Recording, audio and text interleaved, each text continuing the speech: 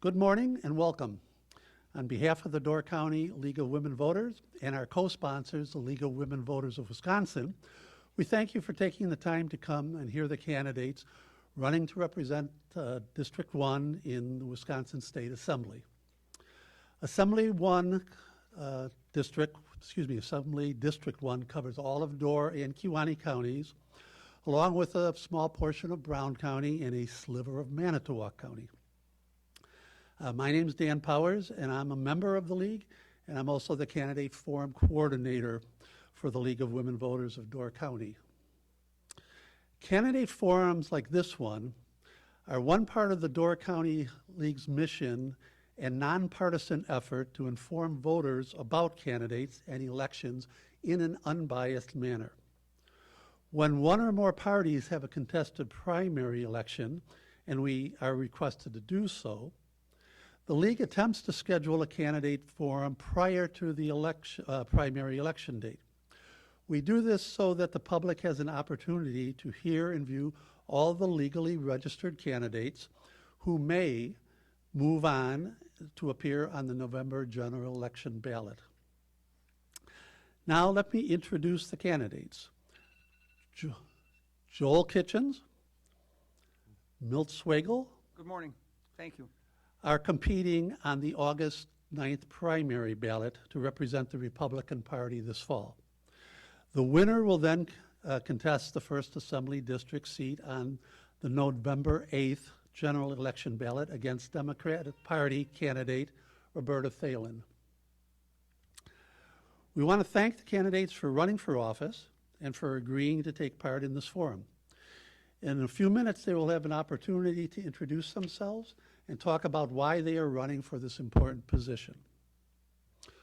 We also want to acknowledge and thank the Southern Door School District, especially Superintendent Chris Peterson and Head of Facilities and Transportation Dan Visti, for hosting and making this forum possible. The League of Women Voters of Door County began in 1953. We are one of 20 chapters in Wisconsin and one of hundreds across the country aligned with the National League, which, by the way, celebrated its 100th birthday in 2020. The League of Women Voters of Door County never supports or opposes any political party or candidate. We are therefore nonpartisan. However, we are a political organization of women and men dedicated to encourage and promoting good government through informed, active participation in all levels of our democracy, local, state, and national. We in the Door County League work to empower voters through activities such as candidate forums and voter registration. We also study and act on political, social, and environmental issues that impact our communities. The League of Women Voters, Door County, continuously works to eliminate any and all barriers to full participation in our organization and to prevent or eliminate any such barriers in our elected governing bodies and in the voting process and political elections. At core, our fundamental and urgent message is democracy is not a spectator sport, so we urge you to get involved. Get in the game. More information about the League can be found on the display table by the entrance. And there is a clipboard with a sign-up sheet and some display items on which to indicate if you would like to receive updates from the League. It doesn't mean you have to join, but you can get our updates. Please check out our website at lwvdoorcounty.org or on Facebook. We want to mention the views expressed at this forum are solely those of the candidates and not of the League of Women Voters of Door County, nor our sponsors, the League of Women Voters of Wisconsin. This forum is not an endorsement of any candidate. This forum is being recorded and will be posted on the League of Women Voters Door County website, lwvdoorcounty.org. We will alert and urge the public to view this recording through the local media outlets. We encourage you and the candidates and the public to also spread the word so that you can see and hear the candidates before the voting. The forum will consist of anonymous written questions and the candidates' responses. You should have gotten a card when you entered, and we encourage you to ask questions about topics of concern, but questions must be generally relevant to all the candidates and to the position of state assembly representatives. Questions also must focus on issues and not on a specific candidate, comment, or record. Each question will be addressed to all three candidates. A question posed only to one candidate, in other words, if it's written and aimed towards one candidate, it will not be used. Questions need to be worded in a way that is unbiased and concise. Our question screeners here will look for questions covering a variety of issues. Please use a separate card for each question you wish to ask. And if you simply write out the question and hold it up, one of the runners will come around and pick it up and take it to the screeners. Finally, the League of Women Voters of Door County prides itself on organizing and moderating forums that are fair and nonpartisan. We expect and have never been disappointed in the civil manner in which the candidates and the public have conducted themselves. We know that code of conduct will continue here today. Okay, I haven't gotten to the part, but this cannot be recorded other than by Mr. Visti for the league. So if you are recording, please stop. Because this is a forum and not a debate, the candidates have been instructed to only speak about and for themselves, their positions, their ideas, and they've been asked not to reference each other or speak to each other during the forum. The moderator will promote a civil atmosphere in which all candidates can respond to each question effectively. Towards that goal, we ask that there be no response to candidates' answers, comments, no comments or cheering, jeering, or clapping of any form from audience members. Thank you, and we appreciate you following those rules. Now I am honored to introduce our league chairwoman and today's forum moderator, I guess, Susan Kohout.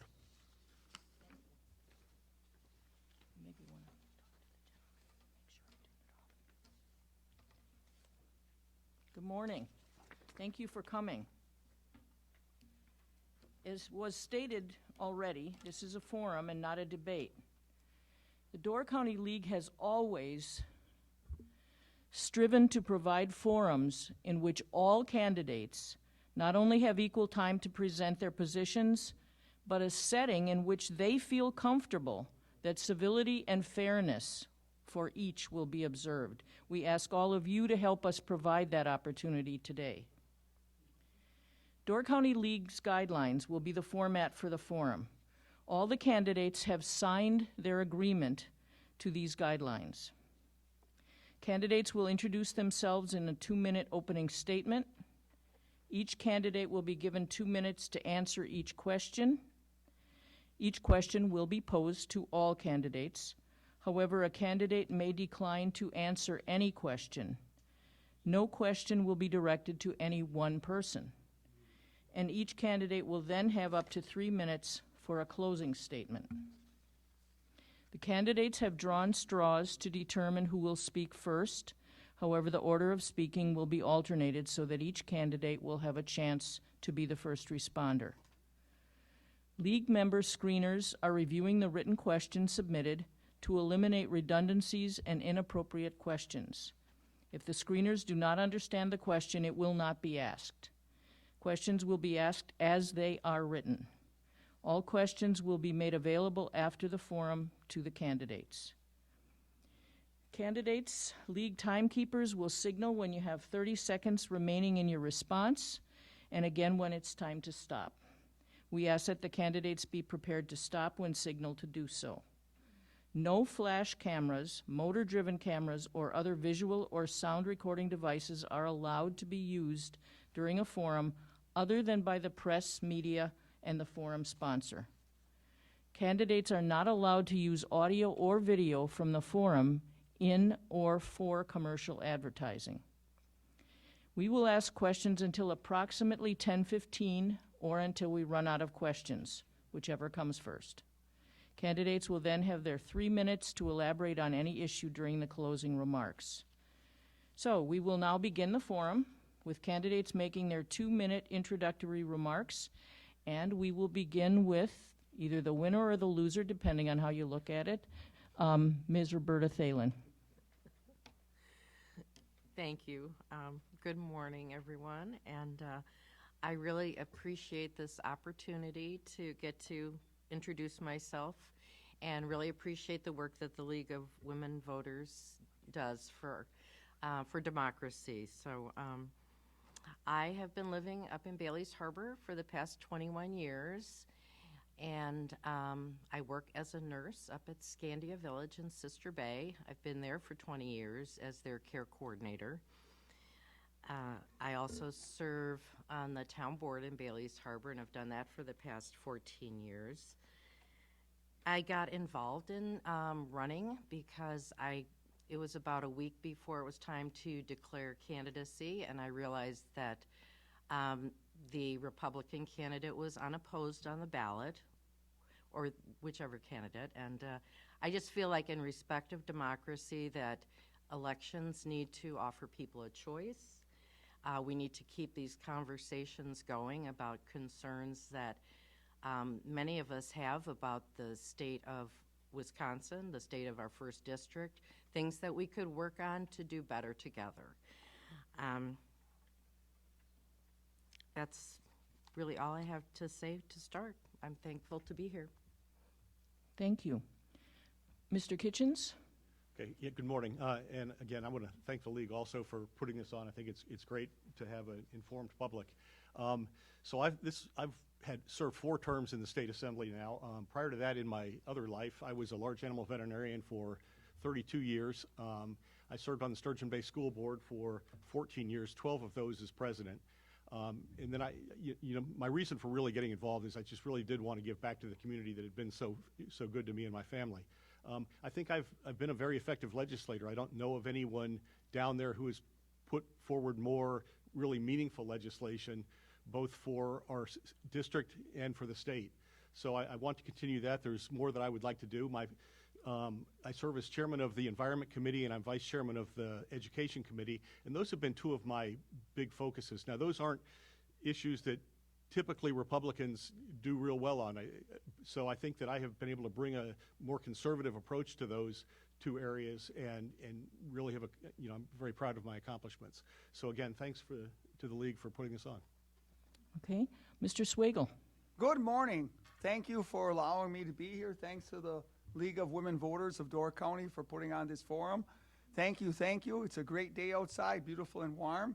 Yes, I'm Milt Swagel. I grew up in Kewanee, except for when I was in Madison going to school or in the Army with Fort Leonard Wood and Fort Belvoir and Germany. I've lived and raised in Kewanee. I grew up on a dairy farm. I was a dairy farmer till about 5 years ago when I was told I was too difficult and I didn't need my milk anymore. The dairy situation, there's lots of milk out there. You can see lots of semis on the road, of course.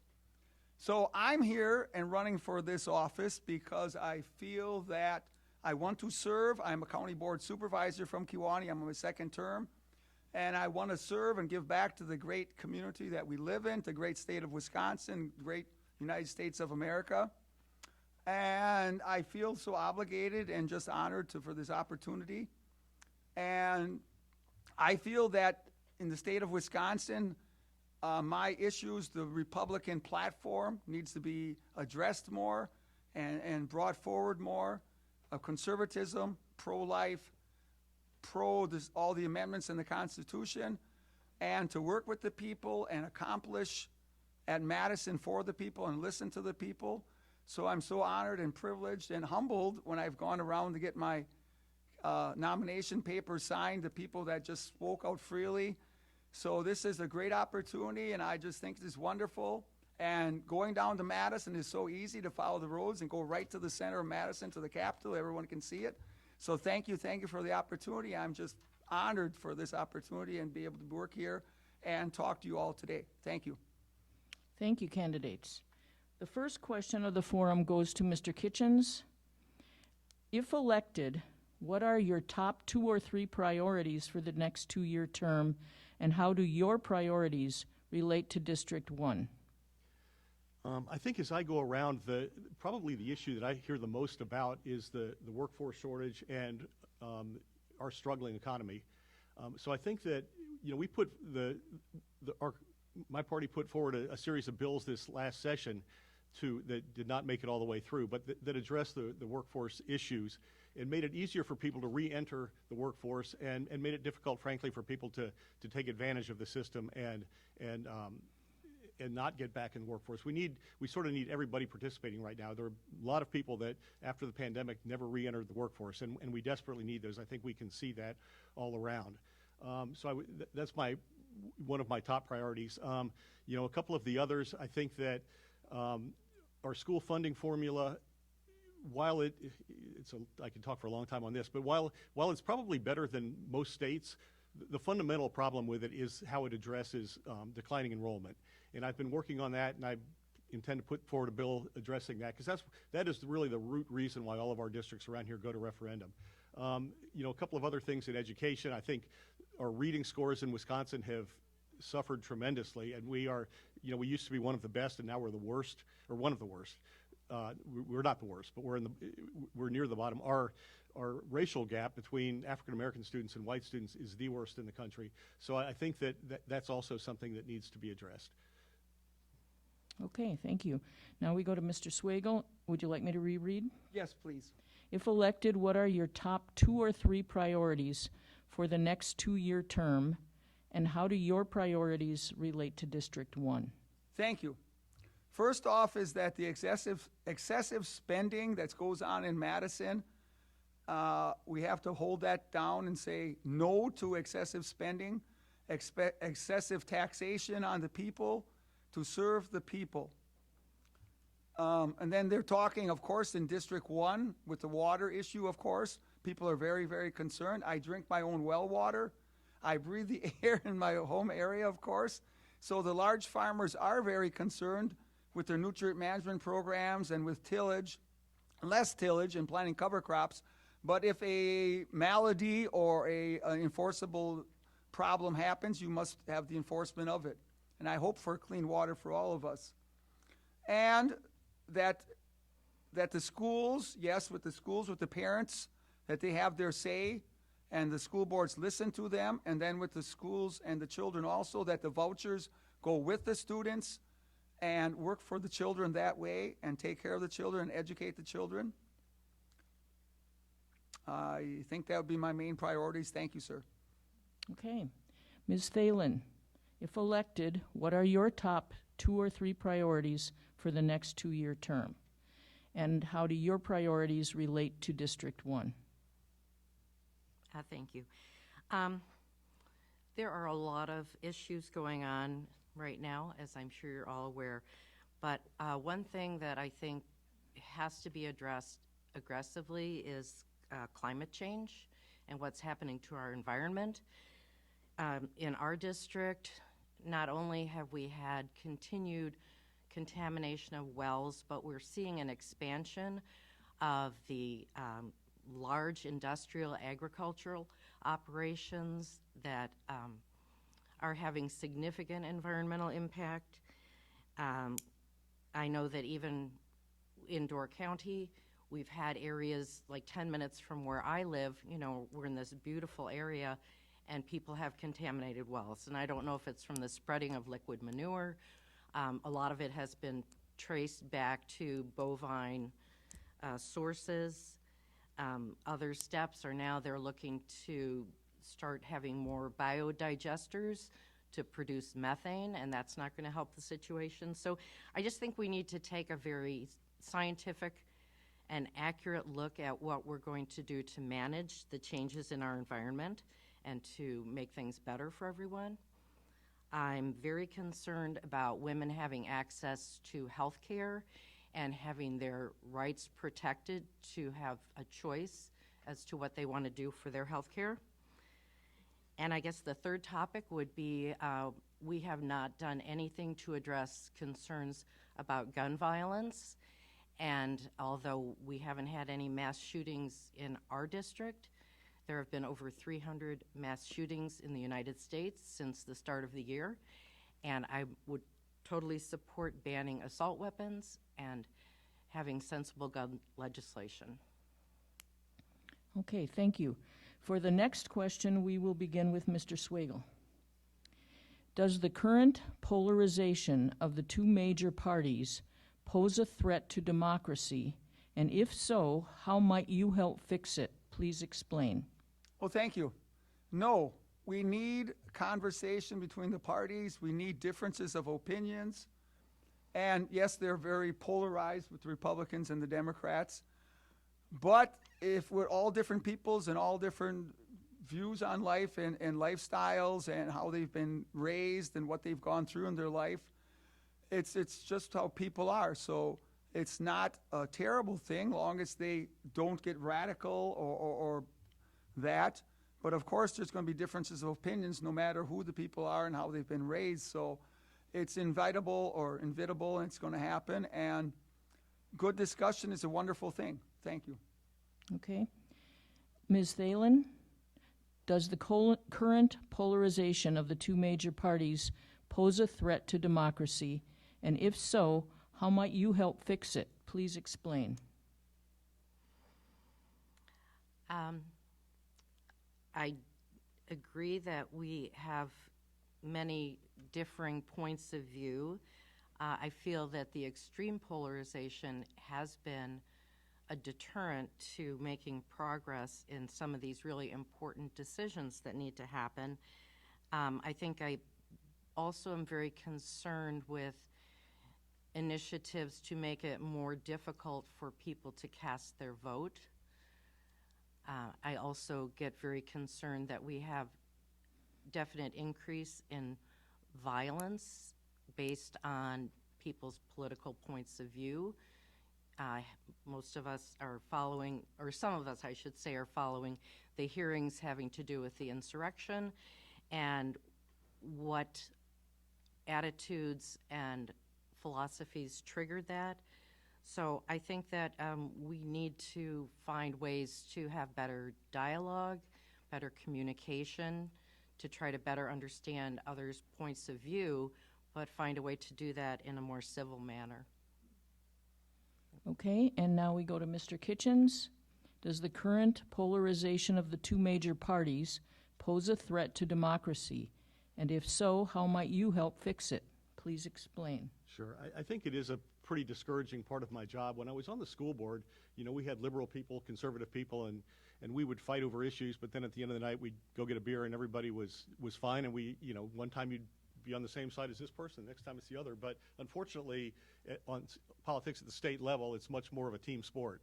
So, I think it is kind of discouraging that it has gotten so polarized and there is so little discussion.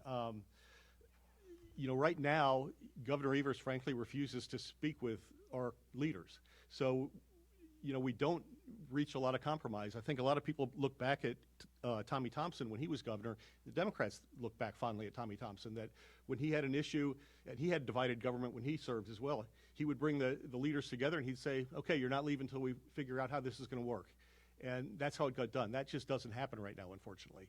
So I do think it's not a good situation right now. I think that I do bring that ability to talk to people at both sides. This district has always been a very purple district. So, you have to be able to talk to people on the other side. And I think I have been able to do that pretty effectively. So, that's what I intend to continue to do. And I always hold listening sessions to hear from both sides. Okay, for the next question, we will begin with Ms. Thelen. How should the legislature address mental health needs in terms of both the community and schools?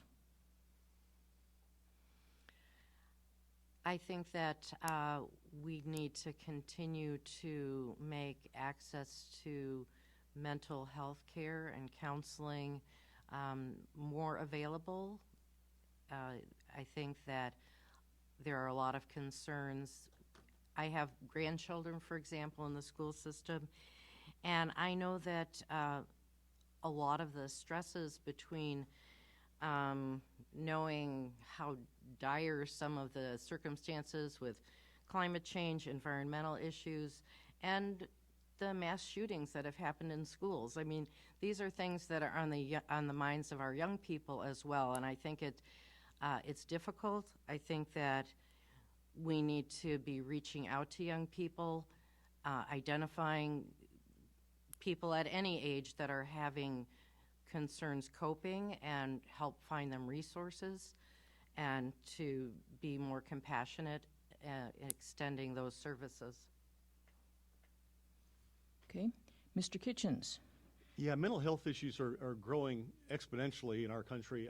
So it's a very, very serious problem. When I talk to people in social services, it's pretty depressing because, you know, it seems like no matter how much we put into it, it's never really enough to address all of the needs. A couple sessions ago, I wrote legislation that allowed kids to get mental health care in the school system. Prior to that, the only way you could do it would be if there was a set office for that counselor that was used for no other purpose. So very few districts were able to do that. So I think with that legislation, probably most of our districts now are allowing that for people to come in and provide those services. Because we know that, first off, we know that 1 in 5 students will have a mental health issue while they're in school. So it's very serious, and we also know that if we get these kids early, we have a much, much better chance of dealing with that problem than if we wait until they're an adult. And we also know that if they get services in school, they're much more likely to get it than if the parents have to make an appointment and take them out of school and all of that. So I think that was one step in the right direction.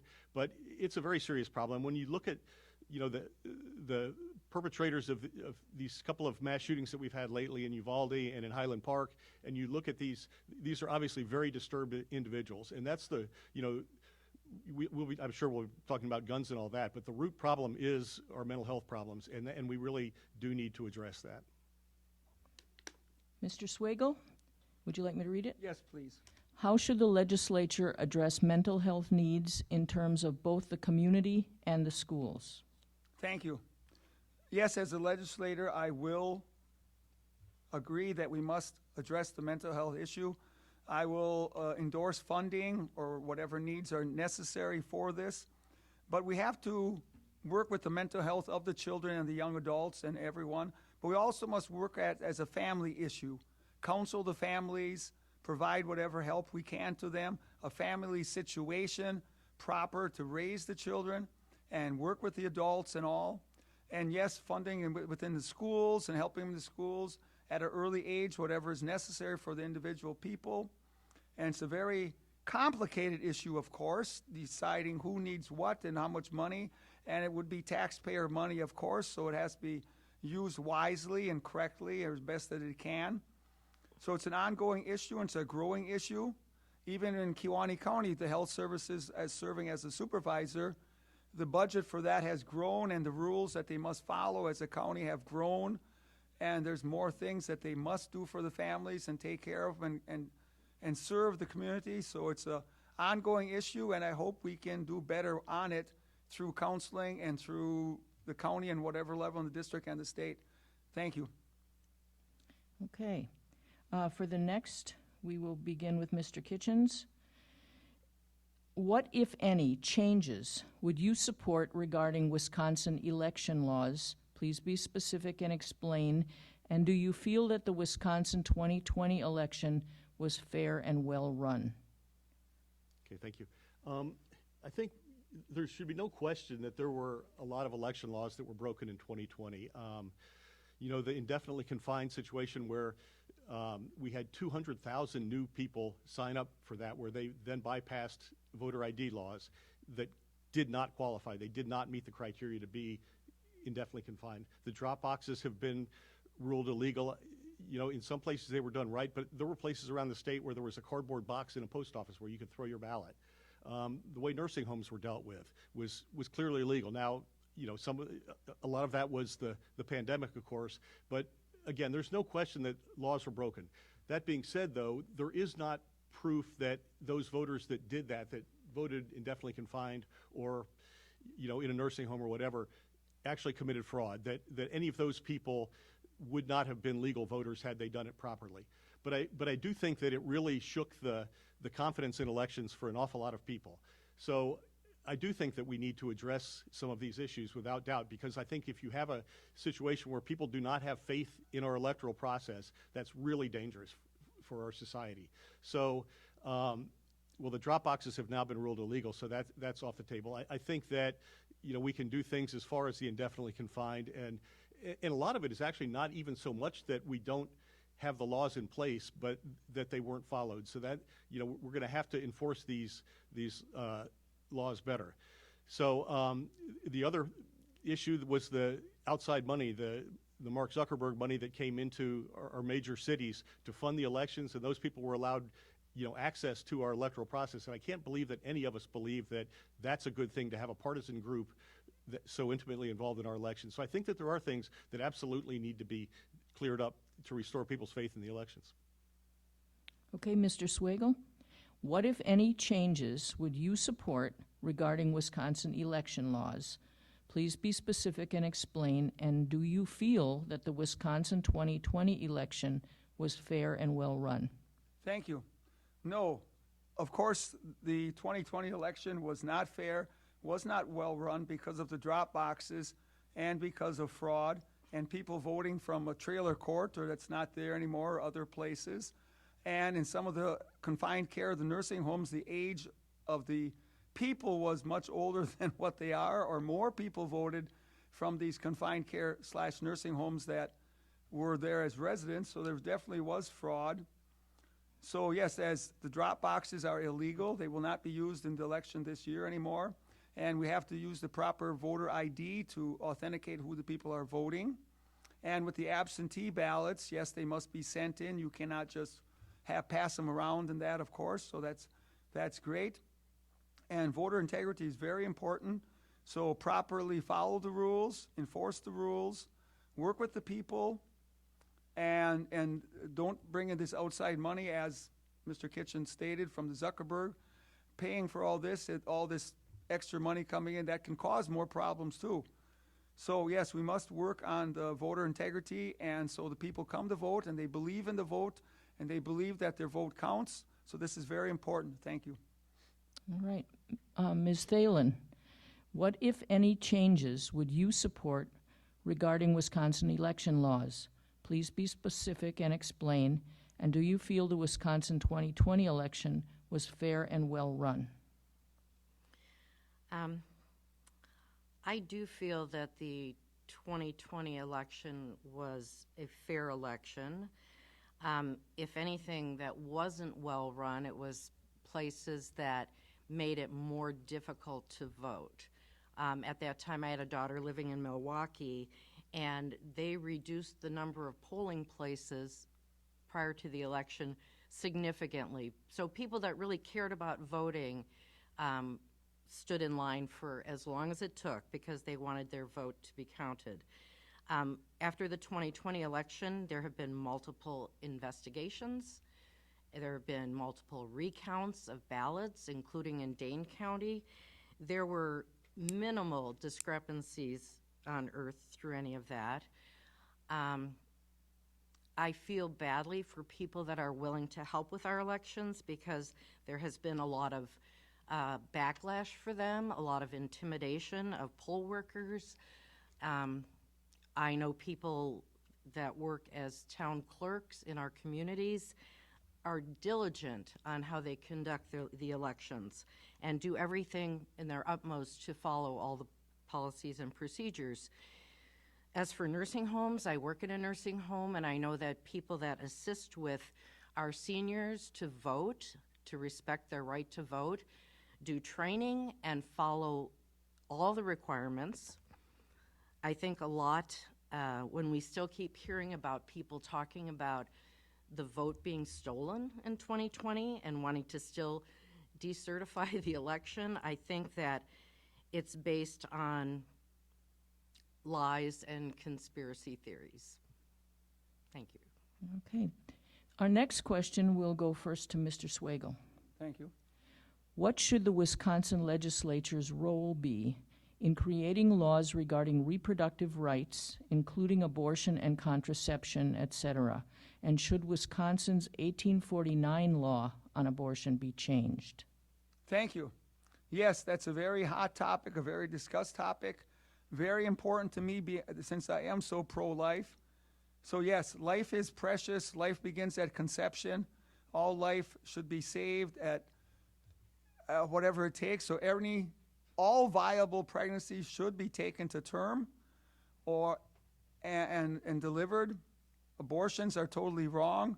You're ruining and killing and murdering an innocent life. The unborn child is totally innocent of being conceived. None of us chose to be conceived. It's a blessing from God. So yes, the 1849 rule gives exceptions for incest and rape. But I feel that as I said, all life is precious. Life begins at conception. So that needs to be changed to go 100% pro-life, 100% for the unborn child. I understand that there are medical situations, so that's why I said a viable pregnancy must be saved and used. And doing anything in the past with all the unborn children being aborted, and doing anything with the body parts and all that was wrong too. So I just feel that abortion is totally wrong. Life is precious. No abortions except for any viable pregnancy, so we should not have any abortions. Because if our parents or your parents in the crowd here today would have aborted you, we wouldn't be here. So thank you for your time. All right. Ms. Thelen, what should Wisconsin legislature's role be in creating laws regarding reproductive rights, including abortion and contraception, etc.? Should Wisconsin's 1849 law on abortion be changed? I am pro-choice. I would definitely support repealing the law from 1848 restricting abortions. I think a lot of us, throughout the country, maybe the entire globe, were pretty surprised with the overturn of Roe v. Wade. I believe abortion is part of safe, responsible health care for women, and that women need to choose what they want to happen with their bodies. That it's moving back in time to an unacceptable era of unsafe abortions and higher risk for women for health issues. So that's my position. Okay. Thank you. Mr. Kitchens? Yeah, I'm pro-life. I do believe the 1849 law, it actually does not include exceptions for rape or incest, so I would favor us relooking at that and including those exceptions. My focus since I've been in the Assembly, I am pro-life, but has been more in preventing women from having to make that choice. I wrote the bill that would allow pharmacists to prescribe birth control because that's such a huge barrier for a woman to have to go to a physician to get a prescription for birth control. Every medical organization supports that legislation. Abortions have been reduced pretty dramatically over the last 10 years, and yet the percentage is 40% of unplanned pregnancies are aborted, and that has not changed at all. So the reason for that drop is better access to birth control. And we can all make our moral judgments on people, how they should be living their lives, but we have no control over that. So I do think that we need to do a better job of getting birth control to people that want it, so that women aren't faced with that choice to begin with. But again, I am pro-life. All right. The next question will go first to Ms. Thelen. The lack of consistent, high-quality, and accessible broadband is a challenge for families and businesses. What will you do to support the ability for this challenge to be addressed? In this age of advancing technology, people are very reliant on having good access to internet services. I know that became especially apparent when we suddenly had to have students and our young people doing virtual learning at home, and people that would have multiple computer systems going and unable to get adequate signals, having to drive to the local library or wherever they could have access. In Bailey's Harbor, we're working on doing more broadband access throughout the town with the goal of having fiber connected to all homes and businesses within the next year. It's a huge infrastructure investment, but I think it's an important one, and I think throughout our district that if we look at it strategically and also look at the resources out there, there are grants and other funding available to communities that have a good solid plan in place to move this forward. So I think that it just takes that commitment and that investment.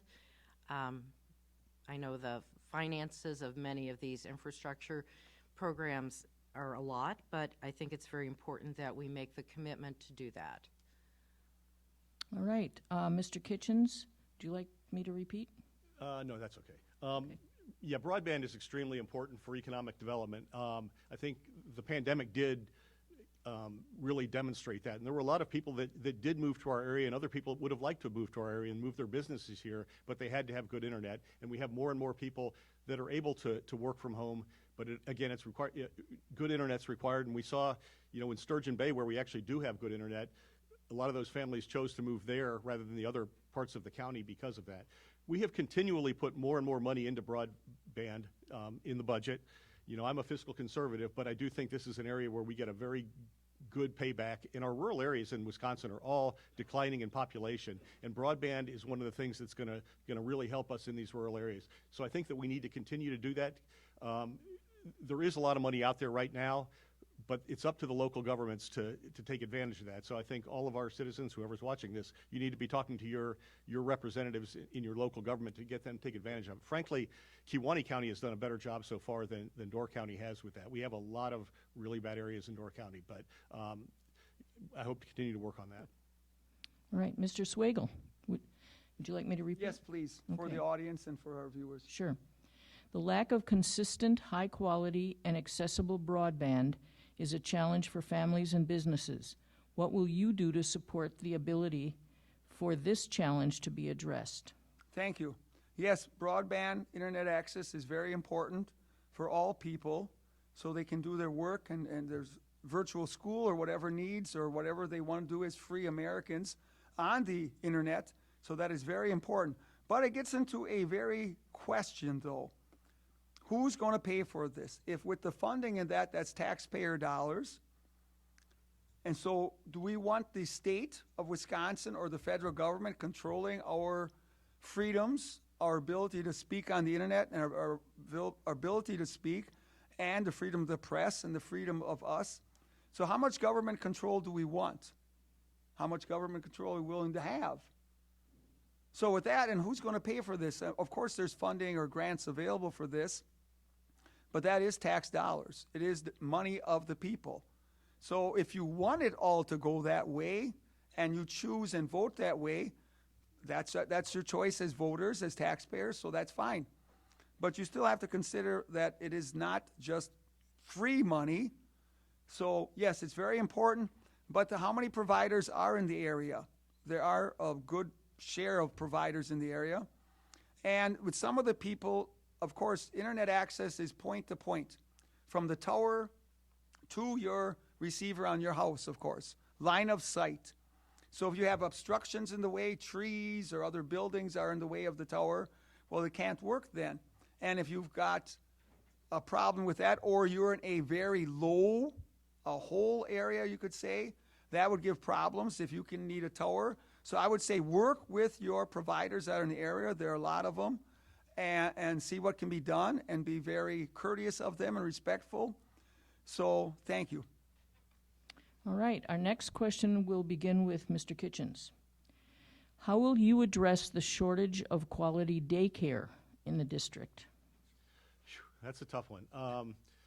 The economic model for daycare is a challenge. It's hard for these places to offer these services at a price that's affordable for people that don't make a lot of money.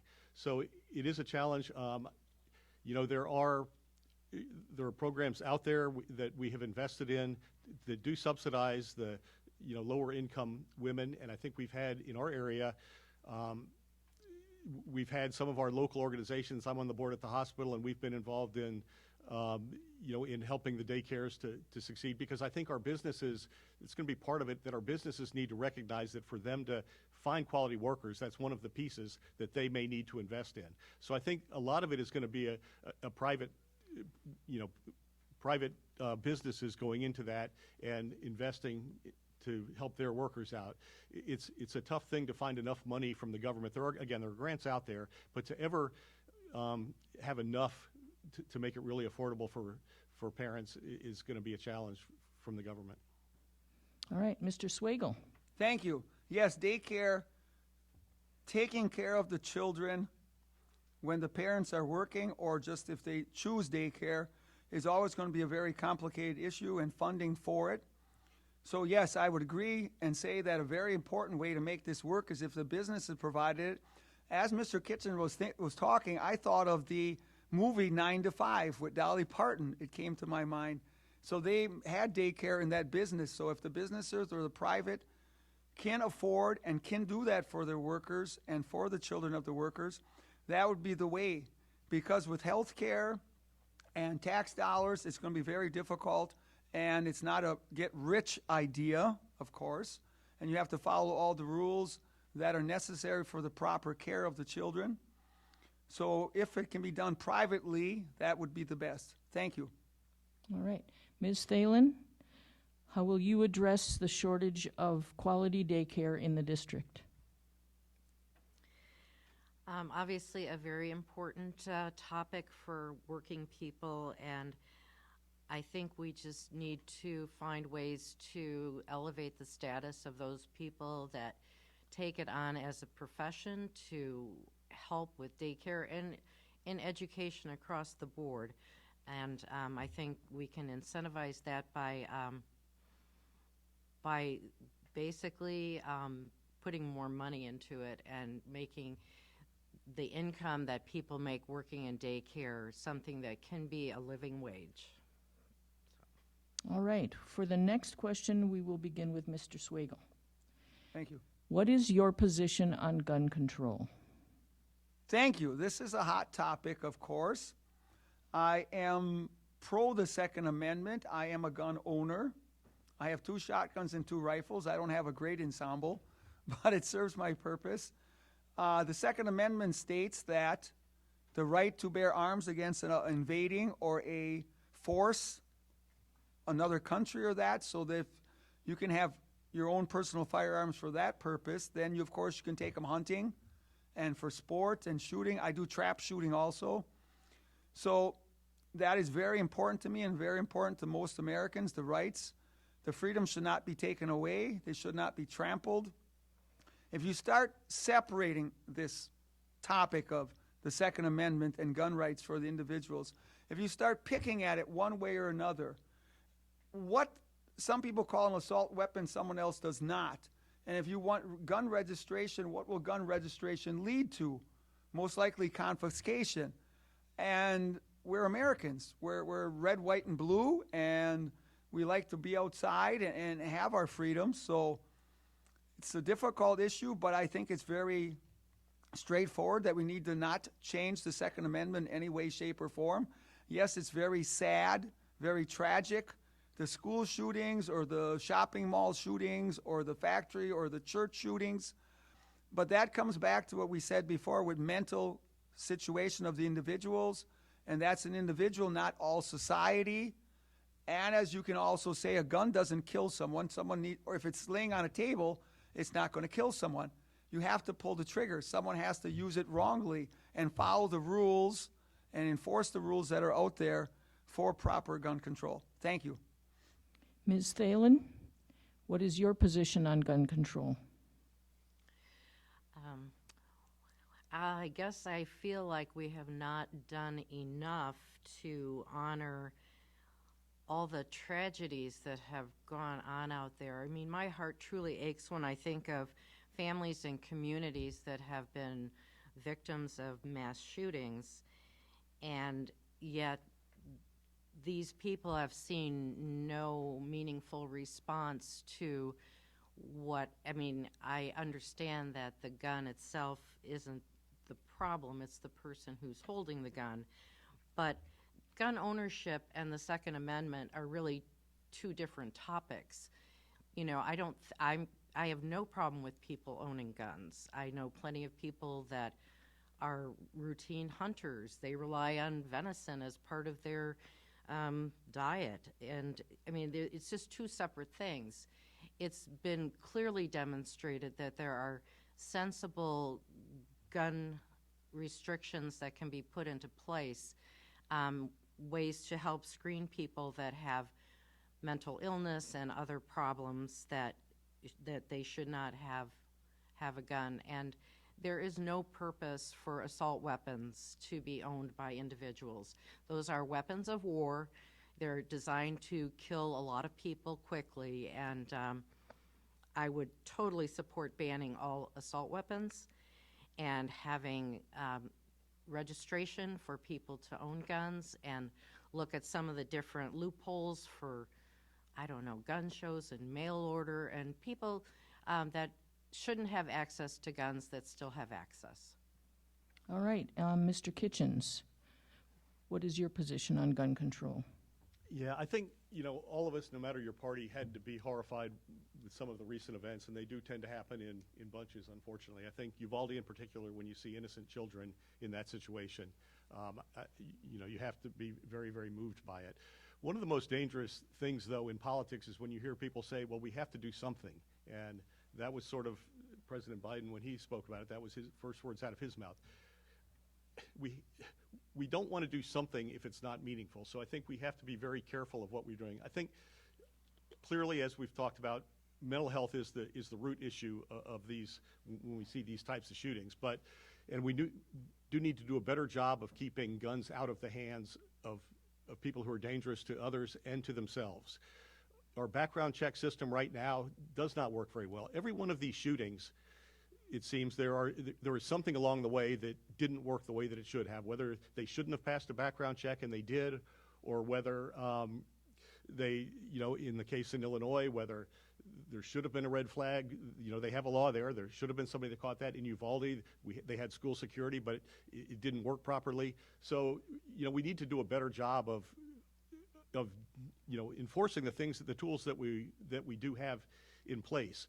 You know, as far as the type of gun out there, there are thousands of people in this district that own semi-automatic weapons. It's a very high percentage of the guns that are out there, and you know, the vast majority of them would never think to commit a crime with those guns. So I think what we really need to focus on is doing a better job with those background checks, of melding the systems together, because right now we have several different databases and they don't communicate, so information gets lost. As far as universal background checks, it's just not a practical thing. When you know, 90% of the guns used in crimes were not obtained legally. So when you require a background check on a private sale, you're putting a barrier in place for law-abiding citizens that will actually do that, but not for the criminals. Thank you. All right, our next question, we begin with Ms. Thelen. What role should the legislature have in determining or mandating what gets taught in local school districts? Please explain. And should there be any limits on the expansion of school vouchers for private schools?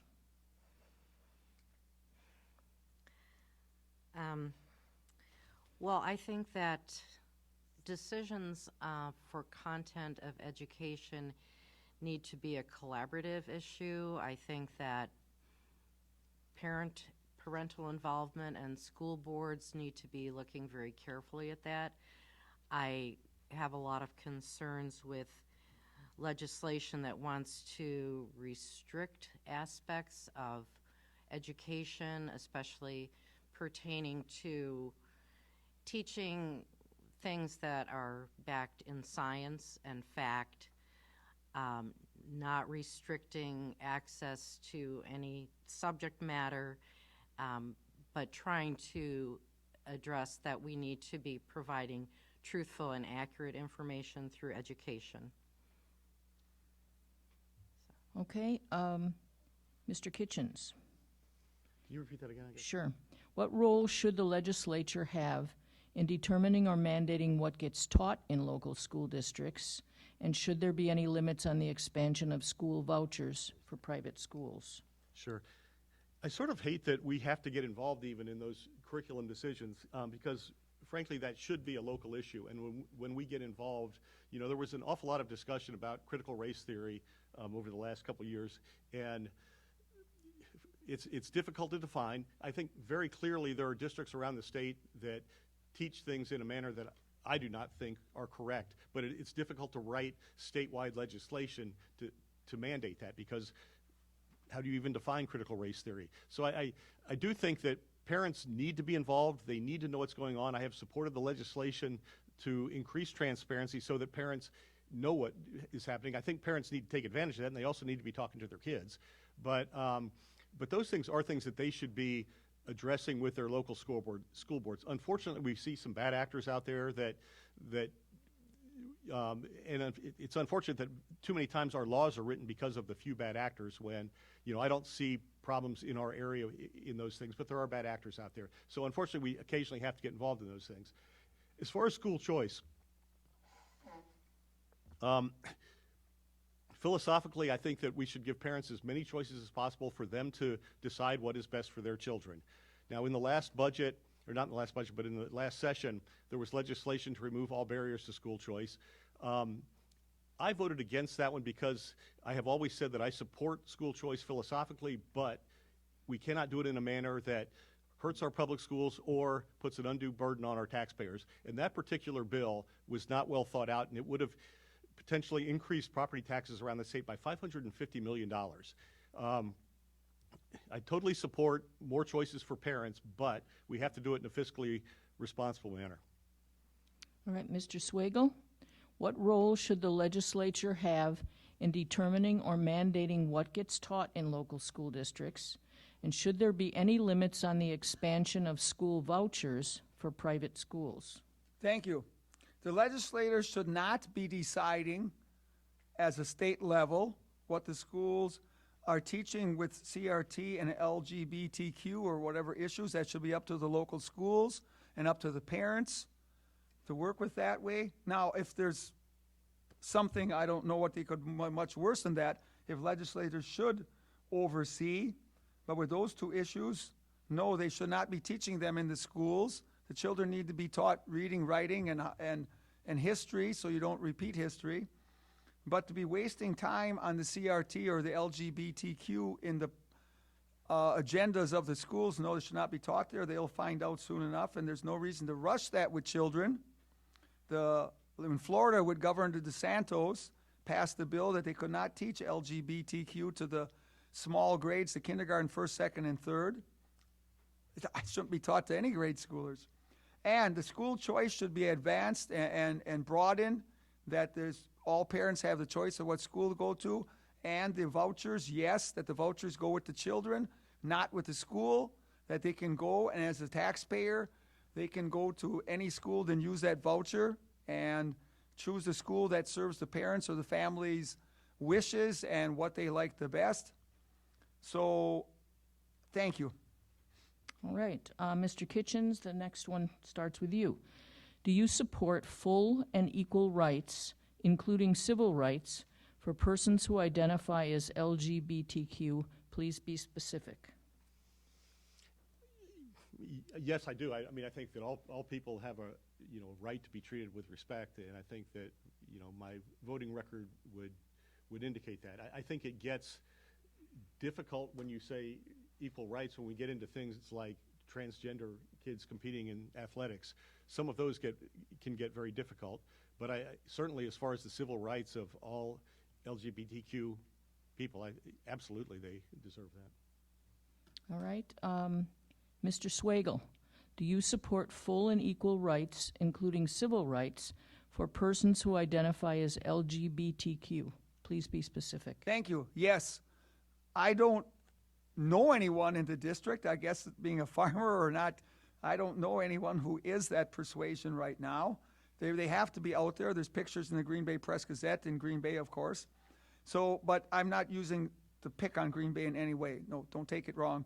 But I personally don't know anyone, but there definitely, that is part of America 2022. So yes, their civil rights are very important because they're a person, they're people, whatever their reasons for their life, that's not I can't do anything about it. That's their personal decisions. It's not a decision of a legislator.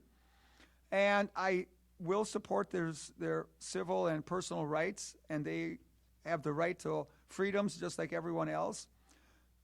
But I don't want to be, as I said earlier, be taught in the schools or pushed on anyone. And it's a difficult issue for some people, but all people need to be treated respectfully and thoughtfully and carefully. Mr. Martin Luther King talked with his speech, I Have a Dream, that all of us can walk together and all can be treated equally. And our Constitution provides for that. And we're all Americans, so I hope we can work with them as a community, as another type. I guess really should say maybe, just because of your sexual orientation and that is a thing that it's all, the rights and freedoms are applied to all people. Thank you. All right. Ms. Thelen, do you support full and equal rights, including civil rights, for persons who identify as LGBTQ? Please be specific. Yes, I do support full and equal rights for the LGBTQ community members. I think that the more inclusive we are in our communities on all levels, and the more diversity we have throughout society, the stronger and better we are. Thank you. All right. Our next one begins with Mr. Swagel. Thank you. What are your environmental priorities for this district? The environmental priorities are clean water and clean air for everyone. Like I said, I stated earlier, I drink my own well water from home. Actually, I probably refilled this container and brought my own water there, not knowing that water was provided. I should have assumed that it is. Thank you. Yes, it's very important, but to be so critical of the large farms, they are following their nutrient management plans, and I said with the lessening of tillage, with no-till or minimum till and planting cover crops, they are very concerned. And if they are not following whatever rules with discharge and with the manure, yes, they must follow the rules. They cannot oversupply on the fields, go over their management practices or their management plans. And if they get a spill into a stream or the ditch or that, of course, that must be handled with, and fines have been put out on them, on the large farms. But you can't shut down a business or be so anti-business because they provide work, they provide employment. So we need all types of farms in all situations. Of course, cost effectively for the small farms is pretty hard. That's why they've gone to the large farms. So environment is very important. Governor Evers was in Algoma and Kewaunee recently with the shoreline and state funding for that. So the environment's very important. We live here, we work here, we are here. Thank you. All right. Ms. Thelen, what are your environmental priorities for the district? Well, I think that since we do have a lot of agriculture in our district, that we need to be looking closely at that. I had mentioned a little earlier about some concerns with industrial farming and CAFOs and the management of the waste products, the expansion just in general, and then looking to move on to things like biodigesters producing methane. All of these things are known to be things that increase global warming. And if people haven't taken time to study that topic at all, I mean, I'm no expert on it, but I try to learn something more every day. And the Ridges Sanctuary up in Bailey's Harbor did an excellent program on regenerative agriculture and some of the methods that can be used to start slowing down this global warming. I think it's a concern. You know, urban areas also have a lot of issues with that, but I think that we could manage a lot of this much better. We could make our environment cleaner. We could also provide more humane habitat for all of these animals instead of having them confined for their entire lives. I think there are ways to incentivize better environmental practices, and I hope we pursue those. Thank you. Mr. Kitchens, what are your environmental priorities for this district? Sure. Environmental issues have been one of my top priorities since I've been in the legislature. I think we live in one of the most fragile areas, probably the most fragile area of the state, and we're so dependent on water. I'm the chairman of the Environment Committee. I've been involved in a lot of good legislation, and I would say that we have made, in the time that not trying to take all the credit or anything, but in the 8 years that I've been in there, we've actually made very good progress. And the recent well testing in Door County showed that our well water, even though we have the most fragile geology in the state, is actually much cleaner than the state as a whole. So I think we have made some good progress. I was instrumental in getting the new rules for manure management that were specific for the karst region up here, which is something people have been asking for a long time. I authored a clearinghouse that it's sort of a nutrient trading thing where farmers can basically sell. It's complicated, I won't get into it, but it helps farmers as well as the businesses and all that in reducing the nutrients that end up going into our water.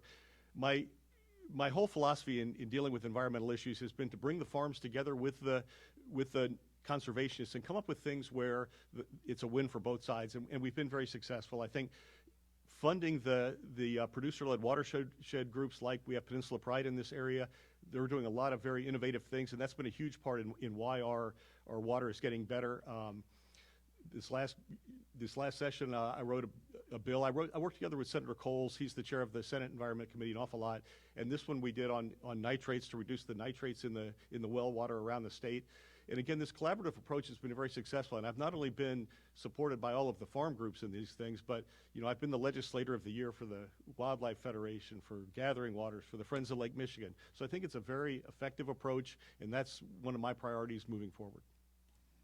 All right. This will be the last question before closing statements. This has been a challenge. There have been a lot of really good questions, but this is the final one before closing statements. Will you support, and we are beginning this one with Ms. Thelen. Will you support a nonpartisan body to draw legislative districting maps, and why? Yeah, I think that the issue of the legislative maps and the concept of gerrymandering has been a big topic, and I think that Wisconsin has some pretty extreme examples of areas that have been redistricted totally to influence the vote. So yes, I would definitely support a nonpartisan committee to establish the maps. Thank you. All right. Mr. Kitchens. Yeah, so the redistricting that happens every 10 years with the census, it is in the Constitution, a duty of the legislature. We have the ability to allow another group to help us with that. But I will point out that even in states like Iowa, that everybody points to as the gold standard of this nonpartisan redistricting process, it still comes back to the legislature, and they have to approve it. So it's impossible to completely eliminate partisan politics. And both parties have done it have protected that. In 2010, when the Democrats controlled all levels of government, it was the Republicans asking for nonpartisan redistricting, and the Democrats wanted nothing to do with it. So it's tough to get that group to get either party to give it up when they are in the party in power. I did sign on as a co-sponsor of a nonpartisan redistricting bill. I think that, I think that it would help restore people's faith that the government is working properly. But I have to point out that nonpartisan redistricting is not going to have the impact that people think it will. They say, half the voters in Wisconsin are Democrats, half Republicans, so the legislature should be that way. But that's not true, because they are not distributed evenly. Dane County, Milwaukee County are overwhelmingly Democratic. They're like 85% Democratic. And then the rest of the state leans Republican. So it's impossible actually to draw a map in Wisconsin that would be legal, that would produce 50-50. The distribution matters. But again, I support nonpartisan redistricting if it's done correctly, because I think it would restore faith, but I do not believe at all that it would have the impact that a lot of people seem to think it would have. All right. And Mr. Swagel, will you support a nonpartisan body to draw legislative districting maps? Thank you for the question. Yes, that was a very topic that got discussed between the partisan of the Democrats and the Republicans. I would not support a nonpartisan because that's a benefit of being the party in control, whether Republican or Democrat at the state level. So they are the legislators that are controlling because of the majority of their party having more than the other one. So I would not support nonpartisan because if you're the majority party in the state with the most legislators there, that is just the way it would work. And it's a very delicate or difficult issue, of course, that each party is going to holler at each other or not be satisfied with what's drawn. But if the Democrats are in charge, Republicans wouldn't be liking, and if the Republicans are in charge, the Democrats wouldn't like it. That's the party or the game of politics. So I would not want a nonpartisan, whoever party's in charge in Madison at the time, or at the state level. It's their choice. It's their duty as the party in charge. Thank you. All right. Candidates, you now have 3 minutes each to make closing remarks, and we will begin with Mr. Kitchens. Okay. First off, it's really been the honor of my life over the last 8 years to be selected to represent this area in the capital. I think it's the best district in the state, and every day that I walk into the Capitol, I still truly appreciate that honor, and I hope to continue it. Again, there's a lot that I would still like to do. I do believe I've been a very effective legislator in representing you guys. One issue that didn't come up in these questions, because the federal government probably has more control over it, but it is the economy, and we do need to get Wisconsin's economy going again. And so I think that by keeping government spending down, by keeping our taxes down, I think that that's going to be the key. And then we have to do those things like I talked about earlier to get people back working again. We need to get our economy going again. So that, even though it wasn't discussed today, I think that really is probably going to be the number one issue, in the coming election, whether people are happy with the economy. I mentioned a couple of my priorities before, but there are a lot of things I would like to do. I think, again, with education, while I definitely want parents to be as involved as they possibly can. I think every teacher would say that when you have involved parents, that's when kids really thrive. So I think that we need to do whatever we can to have parents involved. That doesn't mean they're going to be micromanaging every little thing that the teacher teaches, but they need to be involved and they need to know what's going on. It needs to be a cooperative. I think that, I have a bill that will be introduced to address the substitute teacher shortage. That's had a big impact on our schools. COVID exacerbated that. And then as I mentioned earlier, the school funding, I think that's another issue with education that I really want to work on. I think we can get that straightened out so that our local schools aren't pressured to go to referendum every couple of years. And I think it's a tough issue, but I think it's correctable, and I've been working with the School Boards Association on coming up with an answer for that. The environmental issues are always going to be a big priority for me. I think I went through those pretty well, but I really look forward to continuing that. We've got a lot of momentum on our side with getting the farmers involved and solving these problems.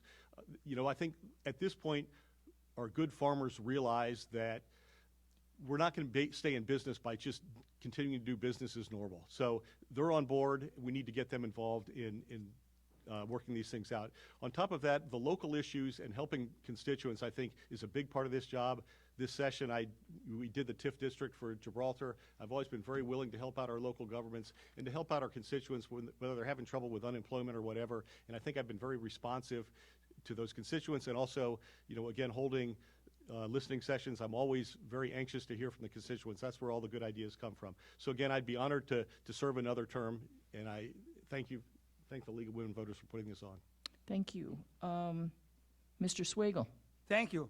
Yes, when I came here, when we started, I had my jacket off. My jacket on. So I took my jacket off to work for the people of Wisconsin, the people of the 1st District. Yes, I want to get to work. I thank the League of Women Voters for being here today. Thank you for the opportunity. I want to serve the people of the area, listen to the people of the communities, and work with them. And yes, we have to lower the excessive spending and lower taxes for the people. People know better how to spend their money than the state does. The people have the power. It's people, the power of the people, government for the people, by the people. So I'm a farmer. I'm just a regular person. Yes, I went to school to Madison. I was a veteran in the Army. So that's very important. And I volunteered for the Army. In today's world, there's no draft, of course, you all know, for the military. So I put my life on the line for the people of home, for the people of the area, for the people of the state, for everyone that's here. For everyone, I sacrificed my time serving in the military. So that is very important to me.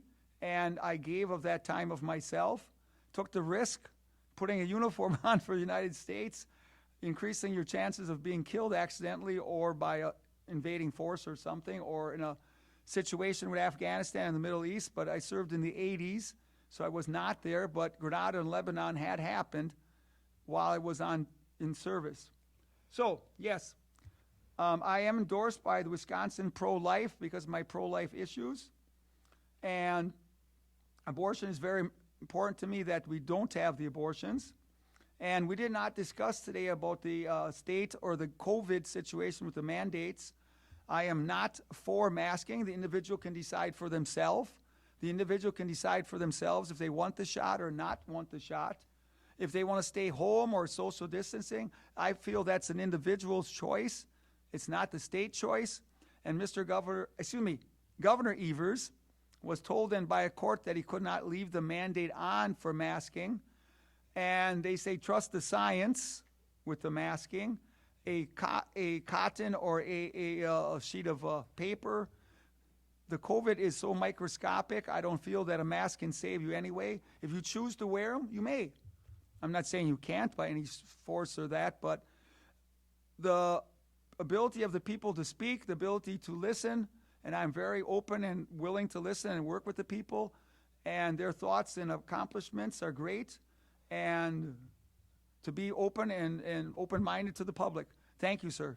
Thank you, everyone here for the League of Women Voters. Thank you. And Ms. Thelen, you have the final word for the day. Thank you. Yeah, I mean, this has been a lot. I mean, there are a lot of issues, and we've covered a lot of big ones, and there are certainly more that haven't been covered. For me, I want people to know that I'm here just because I really do care a great deal about the state of Wisconsin, the first district, and just the larger issues across the board. I know I've kind of harped a little bit about environmental things just because for me, we do need to have that sense of a call to action and look at what we can do. I do have a degree in bioagricultural science, which I think has kind of brought my thinking to try to look at the science and look at what we can be doing to make our district and our entire country better. We do need to continue to remain very well informed on public health concerns, safety issues. I think that this forum has given us an opportunity to look at some of our different priorities and ideas of what needs to happen, where we stand on human rights and women's rights, and where we stand on concerns about gun violence, and elections, fair elections, and I hope that given the opportunity, I would continue to be able to share those cares and concerns and compassion for our community. I've done a lot of volunteer work through my years and continue to support things having to do with the Alzheimer's Association, Fight for Cancer. I have worked as a nurse for a long time, so I have special concerns about health care. I would advocate for access for health care for all. I'm totally in support of that, and I just really do appreciate this opportunity to share our ideas and our differences, and remind people that working together, we can make things better, and our power does truly lie in our vote. So please remember to vote. Thank you. Thank you, candidates.